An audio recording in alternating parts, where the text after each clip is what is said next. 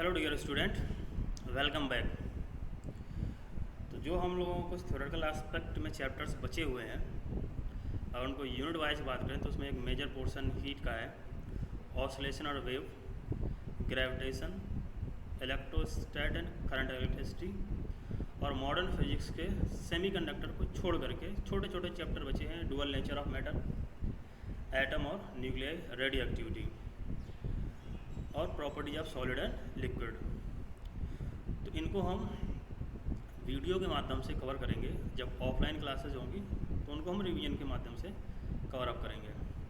तो आज हम लोग इसमें स्टार्ट कर रहे हैं हीट का portion, heat transfer. Heat transfer में दो हम टॉपिक पढ़ेंगे, conduction of heat and radiation of heat. ठीक, तो उसमें पहला हम कवर करते हैं कंडक्शन ऑफ हीट। ठीक है, तो हीट ट्रांसफ़र में जैसे कंडक्शन, कन्वेक्शन और रेडिएशन ये हम लोग पढ़ते हैं। तो इसमें कंडक्शन क्या होता है, सॉलिड में होगा जाकर के, कन्वेक्शन फ्लूइड्स में होता है जाकर के, और रेडिएशन एक यूनिवर्सल प्रोसेस होती है, सभी में होगा जाकर के। तो इसी सीरीज में हम लोग देखते हैं, स्टार्ट करते हैं कंडक्शन। ठीक है, तो मोड ऑफ हीट ट्रांसफ़र की बात करें तो तीन मोड होते हैं। ठीक है, जैसे अभी बात कर रहे थे conduction, convection and radiation. Conduction होगा सॉलिड्स में, कन्वेक्शन होगा फ्लूइड्स में, मतलब लिक्विड एंड गैसेज में, और रेडिएशन का कोई मीडियम की रिक्वायरमेंट नहीं होती है, एक यूनिवर्सल प्रोसेस रहता है। यूनिवर्सल प्रोसेस मतलब क्या होगा, ये हमेशा होगा, मतलब इसको हम स्टॉप नहीं कर सकते हैं, जीरो नहीं कर सकते हैं, लेकिन इसे हम मिनिमम कर सकते हैं, मिनिमाइज कर सकते हैं, रेडिएशन लॉस को हम कम कर सकते हैं। अब हीट ट्रांसफ़र में कुछ जो रहता है, कुछ मॉलिकुलर इंटरेक्शन इन्वॉल्व होते हैं। तो क्या मॉलिकुलर इंटरेक्शन है, सॉलिड और लिक्विड में इंटरेक्शन मॉलिकुलर कोलिजन होता है। ठीक है, हीट ट्रांसफ़र में नॉन मेटल्स में लैटिस वाइब्रेशन। लैटिस वाइब्रेशन जैसे हम सॉलिड का स्ट्रक्चर को ही देखते हैं ना, तो जो पॉइंट इसकी यूनिट रहती है वो अपनी जगह पर ऐसे वाइब्रेट करेगी, लैटिस वाइब्रेशन होगा। मेटल्स में क्या होगा, लैटिस वाइब्रेशन भी होगा और फ्री इलेक्ट्रॉन कोलिजन भी होगा, क्योंकि हमें पता है मेटल में नंबर ऑफ फ्री इलेक्ट्रॉन्स ज़्यादा होते हैं, तो वहाँ पर फ्री इलेक्ट्रॉन कोलिजन जुड़ जाएगा। तो ये मॉलिकुलर इंटरेक्शन रहा, और ये मोड ऑफ हीट ट्रांसफ़र हुई। तो मोड ऑफ हीट ट्रांसफ़र तीन हुए, कंडक्शन, कन्वेक्शन एंड रेडिएशन। इन में जो है हीट ट्रांसफ़र के लिए जो मॉलिकुलर इंटरेक्शन रिस्पॉन्सिबल है, लिक्विड एंड गैसेस में मॉलिकुलर कोलिजन, नॉन मेटल्स में लैटिस वाइब्रेशन, और मेटल्स में lattice vibration and free electron collision है। ठीक है, तो अगला उसमें देखते हैं हम लोग। अब हीट कंडक्शन सॉलिड में हम बात करें। ठीक है, हीट कंडक्शन में क्या रहता है कि जो मॉलिक्यूल्स होते हैं वो अपनी जगह से हटते नहीं हैं। जैसे अभी बात हमने की ना, तो लैटिस वाइब्रेशन होगा और फ्री इलेक्ट्रॉन्स इंटरेक्शन होगा। जैसे ये वाला सिरा देखिए, यहाँ पर हमने इसको गर्म किया, तो ये देखो लैटिस वाइब्रेशन ये हो रहा है। ठीक है, यहाँ से देखा अपना धीरे धीरे कलर चेंज कर रहा है ना, ये रेड से होते इधर जैसे टेम्परेचर कम है, इधर टेम्परेचर क्या है, ज़्यादा है, ये हीटअप कर रहा है फ्लेम। तो यहाँ देखो धीरे धीरे ये कलर ऐसे चेंज होता चला जा रहा है, रेड होता चला, जो ब्लू है ये बदलता जा रहा है, रेड की तरफ होता चला जा रहा है। ठीक, ये हीट ट्रांसफ़र होगी फ्रॉम हाई टेम्परेचर से लो टेम्परेचर। तो ये देखो लैटिस वाइब्रेशन अपनी जगह पर ऐसे वाइब्रेट कर रहा है। ठीक, आगे चल रहा है। तो ये होगा high temperature to place at low temperature without actually moving in a body. तो यहाँ पर जो बॉडी रहेगी, जो पार्टिकल है, ये अपनी जगह से मूव नहीं करेगा, ये अपनी जगह पर ही है। लैटिस वाइब्रेशन हो रहा है, इसमें आगे हम देखेंगे तो फ्री इलेक्ट्रॉन कोलिजन भी होता है, जिससे क्या था, जो हीट होती है हाई टेम्परेचर से लो टेम्परेचर की तरफ मूव करती है। तो वही कह रहा है, molecule of the body transfer heat from a place at higher temperature to place at lower temperature. तो ये रहा जाकर के हीट कंडक्शन की कंडीशन। अब नेक्स्ट देखिए, इसी में क्या होता है, जैसे हमने ये कहा कि ये मान लीजिए रॉड थी। ठीक है, ये रॉड थी, यहाँ पर हम लोगों ने क्या किया था कि ये जैसे एक फ्लेम बनाई। ठीक, अब ये यहाँ पर ये गर्म कर रहा था, तो यहाँ पर टेम्परेचर ज़्यादा होगा, ये से T1 रखा जा करके, और इसको हमने T2 माना। तो इस कंडीशन में क्या रहेगा, T1 will be greater than T2। अब जैसे यहाँ पर टेम्परेचर बढ़ेगा तो इस रॉड का टेम्परेचर ज़्यादा होगा, लेकिन जो इन्वायरमेंटल टेम्परेचर है ये तो कम रहेगा ना, ये इन्वायरमेंटल टेम्परेचर कम होगा, तो हीट लॉस होगा यहाँ पर रेडिएशन की वजह से। हम लोगों ने पढ़ा था रेडिएशन एक यूनिवर्सल प्रोसेस है, तो रेडिएशन की वजह से यहाँ लॉस होगा। ठीक है, और हीट क्या होगी, आगे बढ़ेगी भी। तो यहाँ से जब आगे देखेंगे तो इसका इस पॉइंट का जो टेम्परेचर आएगा वो इस पॉइंट के टेम्परेचर से कम होगा। मतलब हम इस लेंथ ए सिरे से बी सिरे की तरफ बढ़ते जाएंगे तो जो टेम्परेचर होगा वो घटता जाएगा। ठीक है, अकॉर्डिंग टू लेंथ। तो देखिए वही कहा गया है, यहाँ पर देखो एक्स एक्सिस पर लेंथ को रखा गया है और वाई एक्सिस पर क्या रखा गया है, टेम्परेचर। तो अगर हम इस सिरे से कंसीडर कर रहे हैं यहाँ से ठीक है, ये जैसे दिखाया गया है, इस सिरे से इस सिरे की तरफ हीट ट्रांसफ़र हो रही ना, तो यहाँ का टेम्परेचर ज़्यादा होगा, यहाँ का टेम्परेचर ज़्यादा है। जैसे देखो ये लेंथ बढ़ती जा रही है, टेम्परेचर क्या हो रहा है, घटता जा रहा है। तो ये इस तरीके से आएगा। स्टीडी स्टेट का मतलब ये होता है कि किसी पर्टिकुलर टाइम पर हर एक क्रॉस सेक्शन एरिया का जो टेम्परेचर रहेगा वो कांस्टेंट रहेगा। ठीक है, जैसे हम इस क्रॉस सेक्शन एरिया की बात करें टेम्परेचर कांस्टेंट रहेगा, इस क्रॉस सेक्शन एरिया की बात करें टेम्परेचर कांस्टेंट रहेगा, इस क्रॉस सेक्शन एरिया की बात करें तो टेम्परेचर कांस्टेंट रहेगा। लेकिन अलग अलग पॉइंट का जो टेम्परेचर होगा वो अलग अलग होगा, डिफरेंट होगा। ऐसा नहीं कि भाई इसका यहाँ और यहाँ का टेम्परेचर सेम होगा, यहाँ का टेम्परेचर ज़्यादा होगा, यहाँ का टेम्परेचर कम होगा, फिर इसके कंपेरिजन ये टेम्परेचर कम होगा, इसके कंपेरिजन यहाँ टेम्परेचर कम होगा। तो टेम्परेचर लगातार घटता जाएगा, लेकिन जिस पॉइंट पर जो टेम्परेचर आएगा उस समय के साथ क्या रहेगा, कांस्टेंट रहेगा।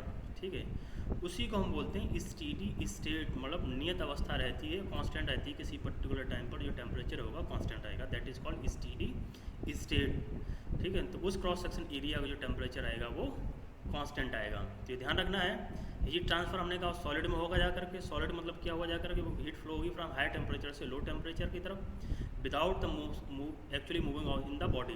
तो बॉडी खुद मूव नहीं करेगी। ठीक है, पता चला ये इसको हीट मिली है, दौड़ करेंगे यहाँ इस सिरे को दिया जा करके, ऐसा नहीं होगा। ये अपने जगह पर ही रहेगा, ये बगल वाले मॉलिक्यूल से कोलाइड करेगा तो अपनी एनर्जी को इसको ट्रांसफ़र कर देगा। ये कंडीशन है ट्रांसफ़र ऑफ हीट की इन द सॉलिड। ठीक है, ये ग्राफ रहा जा करके स्टेडी स्टेट का, कई बार पूछा जा चुका है, इसको ध्यान रखेंगे जाकर। स्टेडी स्टेट का मतलब ये हुआ जा करके अलग अलग पॉइंट का टेम्परेचर जो होगा वो विद रिस्पेक्ट टू टाइम, हर क्रॉस सेक्शन एरिया का जो टेम्परेचर होगा वो कांस्टेंट रहेगा, लेकिन डिफरेंट पॉइंट का टेम्परेचर डिफरेंट रहेगा। ये ध्यान, जैसे यहाँ का देखो टेम्परेचर ज़्यादा है, यहाँ का टेम्परेचर कम है, लेकिन ये कैसे हैं, कांस्टेंट है।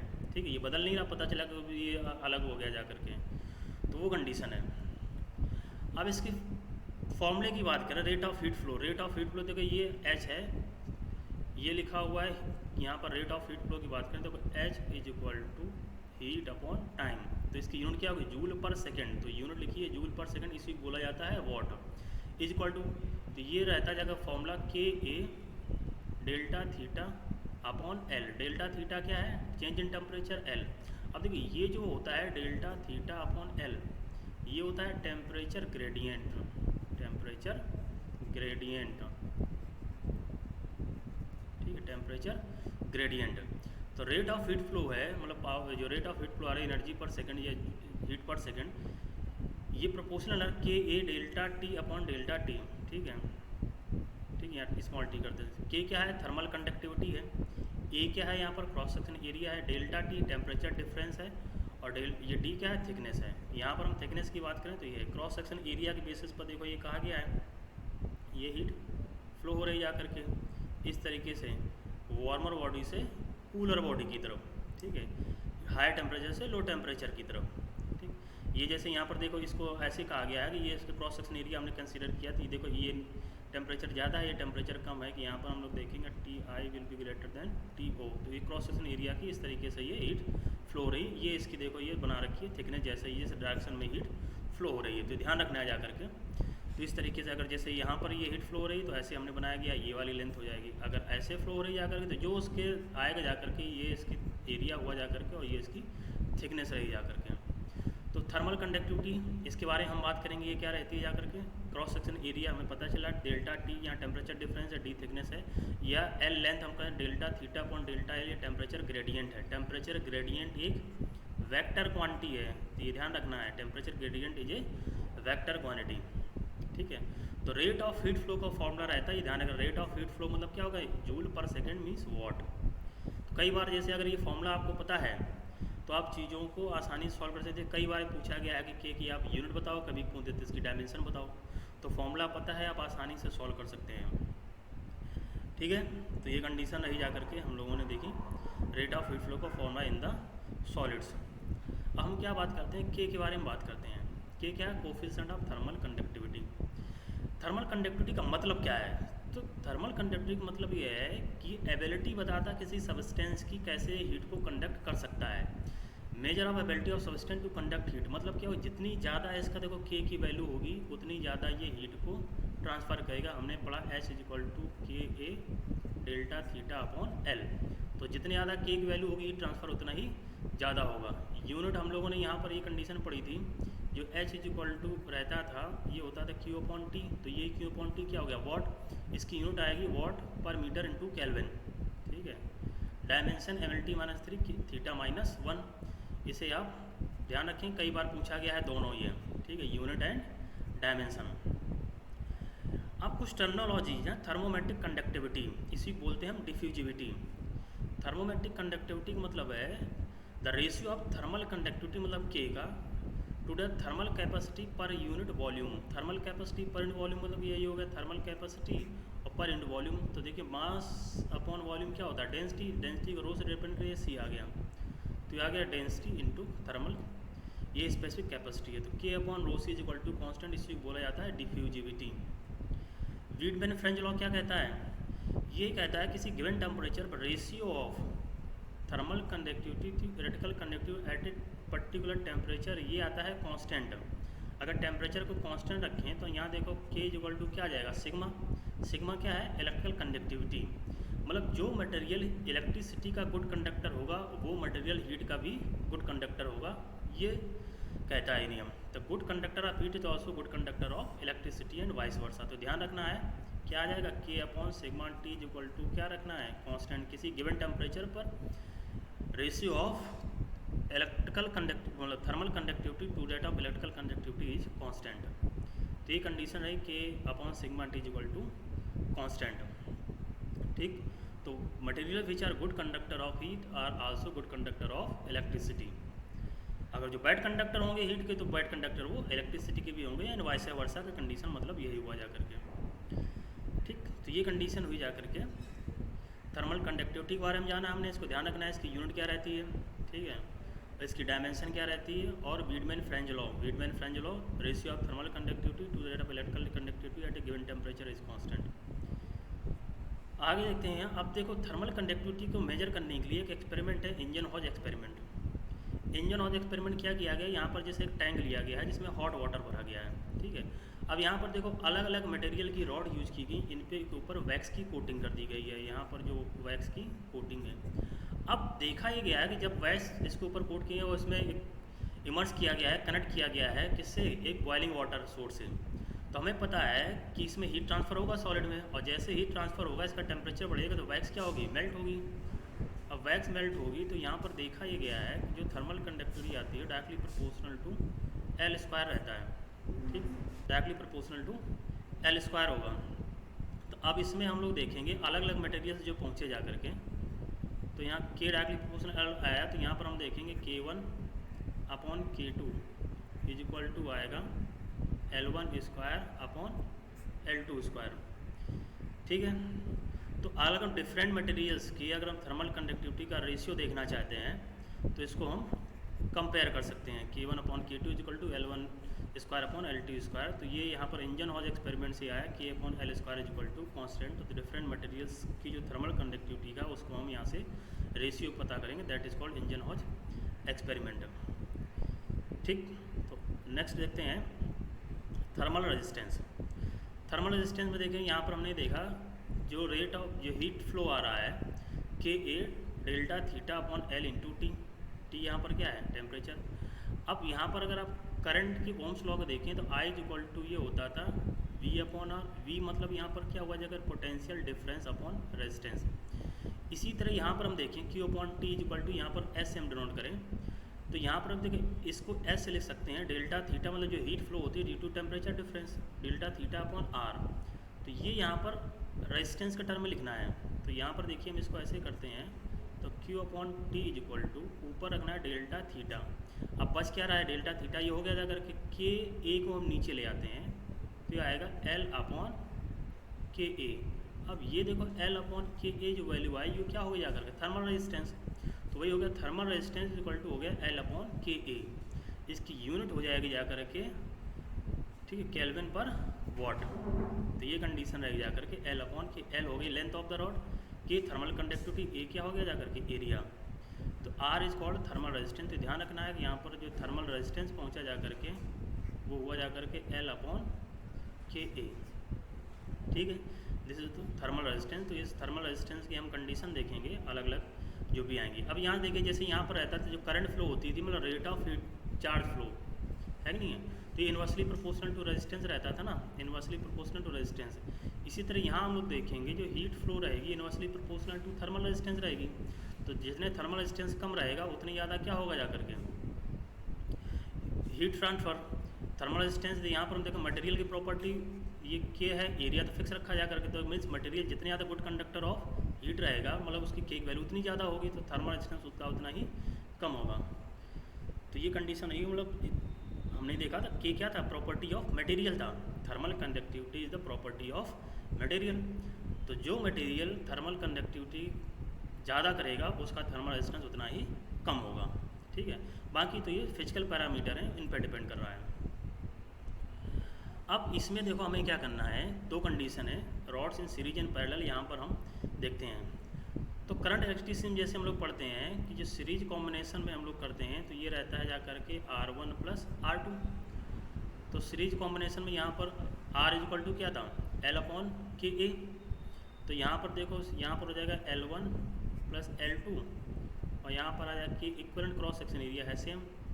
और यहाँ पर ये हम लोग सॉल्व करेंगे L1 ये आ जाएगा K1A + L2/K2A। तो A को कॉमन लेके हम सिंप्लीफाई कर देंगे, तो ये देखो आएगा L1 + L2/K इक्वलेंट। यहाँ पर हम लोग देखेंगे तो आएगा L1/K1 + L2/K2। ठीक है, ये पहुँचा जा करके।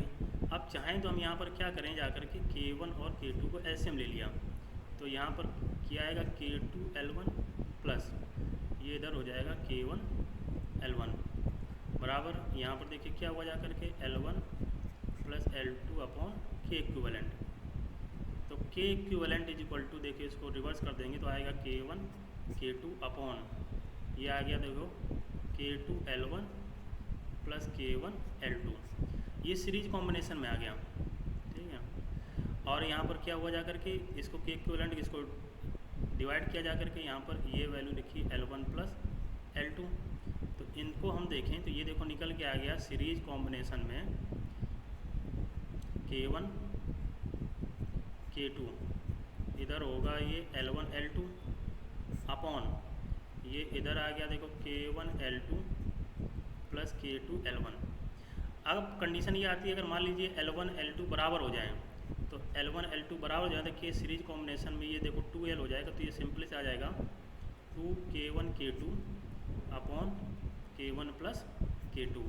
तो हम लोग पढ़ते हैं सीरीज कॉम्बिनेशन में हार्मोनिक मीन, ये ध्यान रखेंगे in series combination harmonic mean क्या होता है 2x1 x2/x1 + x2, यही रहता है जा करके x1 + x2। तो सीरीज कॉम्बिनेशन में जो K इक्विवेलेंट आएगा 2K1 K2/K1 + K2। तो ये ध्यान रखेंगे in series combination 2K1 K2/K1 + K2 thermal conductivity in series combination. ठीक, नेक्स्ट कंडीशन देखते हैं। तो सीरीज कॉम्बिनेशन हम लोगों ने निकाला K इन सीरीज कॉम्बिनेशन, अगर लेंथ को हम सेम कर रहे हैं तो आ जा रहा है 2K1 K2/K1 + K2। अब पैरेलल कॉम्बिनेशन की बात करें तो पैरेलल कॉम्बिनेशन में क्या होगा, इस तरीके से ऐसे रॉड जुड़ी होंगी जा करके ये। ठीक है, तो इसका जैसे K1 एरिया मान लेते हैं A1, ये K2 और एरिया A2, लेंथ सेम रहेगी। तो सीरीज कॉम्बिनेशन में देखो वही पैरेलल रेजिस्टेंस की बात करें तो 1/Rp = क्या होता है 1/R1 + 1/R2। तो 1/R1 तो इधर हो जाएगा लेंथ सेम है अपॉन K1A1, तो ये ऊपर चला जाएगा, आएगा K1A1 प्लस ये इधर हो जाएगा K2A2/L, और यहाँ पर बात करेंगे 1/L और इधर हो जाएगा K पैरेलल और एरिया ये हो जाएगा A1 + A2। ठीक है, L से हमने कैंसिल कर दिया तो K पैरेलल = ये आएगा A1 + A2 ये इधर रहेगा K1A1 प्लस इधर ये रहेगा K2A2। तो K पैरेलल में ये देखो आया K1A1 प्लस इधर पहुंचा जाकर K2A2 अपॉन ये हो गया जाकर के A1 + A2। फिर वही कंडीशन आएगी, अगर मान लीजिए एरिया सेम हो जाएगा A1 और A2 ये क्या हो जाए बराबर, A1 A2 बराबर हो जाएंगे तो K पैरेलल = ये पहुँच जाएगा जाकर के K1 + K2/2। ये आ गया पैरेलल कॉम्बिनेशन। पैरेलल कॉम्बिनेशन क्या हो गया जा करके अर्थमेटिक मीन। तो सीरीज कॉम्बिनेशन जो था वो हार्मोनिक मीन था, मतलब 2k1 प्लस k2, और पैरेलल कॉम्बिनेशन हो गया अर्थमेटिक मीन। अर्थमेटिक मीन का मतलब ये हो गया k1 प्लस k2/2। ठीक है, तो ये कंडीशन पहुंची जा करके हम, तो ये ध्यान रखना है हम लोगों को क्या पहुंचा जा करके, तो इसको आप समझ लेंगे और याद रख लेंगे। तो इसमें आपको ध्यान रखना है क्या हम लोग सिंप्लीफाई कर सकते हैं। ठीक, अब इसमें क्या करना है, अब हमें इस जंक्शन का टेम्परेचर फाइंड आउट करना है नेक्स्ट कंडीशन में, सीरीज कॉम्बिनेशन में। देखो सीरीज कॉम्बिनेशन में क्या रहता है कि यहाँ से देखो जो हीट इंटर करेगी जा करके वो दोनों के क्रॉस सेम रहेगी, जबकि अगर ये पैरेलल कॉम्बिनेशन होता है रॉड का, तो जैसे ये हम यहाँ एक रॉड लगा रहे हैं, एक यहाँ रॉड लगा रहे हैं और इनको हम कनेक्ट करें, ठीक है, तो यहाँ से देखो हीट जो फ्लो हो जा करके वो डिवाइड हो जाएगी। तो ये अंतर रहता है सीरीज और पैरेलल कॉम्बिनेशन में। सीरीज कॉम्बिनेशन में जो हीट आएगी वो दोनों रॉड के क्रॉस सेम रहेगी, और पैरेलल कॉम्बिनेशन जो हीट होगी वो डिवाइड हो जाएगी। ठीक, तो इसी कंडीशन में हम लोगों को क्या करना है, सीरीज कॉम्बिनेशन में हमें जंक्शन का टेम्परेचर फाइंड आउट करना है। ठीक, we have to find out the temperature of junction. तो पता करते हैं, we have to find out the temperature of junction. तो यहाँ पर देखिए जो हीट फ्लो हो रही होगी पहली रॉड से H1, वही किस में आएगी H2 में, इसको हम मान लेते हैं ये H। तो H1 ये लिख रखा है जैसे यहाँ पर कि भाई θ1 माइनस थीटा अपॉन इसका रेजिस्टेंस रहेगा R1। दूसरा यहाँ पर बात करें तो आ जाएगा θ माइनस θ2 अपॉन क्या हो जाएगा R2। अब R1 और R2 वैल्यू रख देते हैं, तो θ1 माइनस थीटा अपॉन, ठीक है, R1 क्या रहता है कि L1 अपॉन K1A। तो K1A को हम ले जाते हैं ऊपर, तो आ जाएगा K1A बराबर सेम कंडीशन यहाँ रह जाएगा θ माइनस θ2 अपॉन यहाँ जाएगा L2 अपॉन K2A। तो K2A को हम ले जाते हैं ऊपर, तो K2A एरिया से एरिया को हम कैंसिल कर देते हैं, सिंप्लीफाई L2 को इधर मल्टीप्लाई करते हो K1 को मल्टीप्लाई कर देते हैं। तो देखो θ1 K1 L2 माइनस ये आ जाएगा θ K1 L2 बराबर इसको मल्टीप्लाई कर देते हैं, तो आएगा θ L1 K2 minus θ2 L1 K2। अब थीटा निकालना है, तो ये थीटा को उधर ले जाते हैं, इसको हम इधर ले जाते हैं। तो देखिए ये रहेगा जाएगा θ1 K1 L2 plus θ2 L1 K2 बराबर, अब थीटा थीटा इधर जाएगा, थीटा को ले लेते हैं कॉमन। थीटा कॉमन लेने पर देखो हम लोग पाएंगे ये जाएगा K2 L1 plus K1 L2। तो देखो टेम्परेचर ऑफ जंक्शन क्या बन गया जा करके, ये बन रहा जा करके K1 θ1 L2 plus K2 θ2 L1 upon K1 L2 plus K2 L1। This is the temperature of junction. तो कहीं पर टेम्परेचर ऑफ जंक्शन निकालना है तो ये सिंपल फॉर्मूला यूज़ करेंगे हम। तो ये जैसे जंक्शन का टेम्परेचर फाइंड आउट किया जाएगा ना, तो टेम्परेचर ऑफ जंक्शन क्या बना जा करके यहाँ पर देखो K1 θ1 L2 प्लस ये पहुँचा अगर K2 θ2 L1 upon K1 L2 plus K2 L1। ठीक है, this is the temperature of junction. तो ये ध्यान रखना है। तो सीरीज कॉम्बिनेशन हमने तीन चीज़ें देखी। पहले तो हमने इसका के इक्विवेलेंट सीरीज कॉम्बिनेशन में हम लोगों ने ये निकाला हार्मोनिक मूड रहता जा करके, अगर हम लेंथ को सेम रखें 2K1 K2 upon K1 plus K2। ठीक, और temperature of junction parallel combination में आया था अर्थमेटिक मीन के इक्विवेलेंट K1 प्लस K2/2। ठीक है, तो ये कंडीशन हुई जा करके। Okay, thank you. तो इतनी कंडीशन है हमारी हीट ट्रांसफ़र की रही। नेक्स्ट पार्ट में हम लोग इसको हम आगे देखेंगे। Thank you.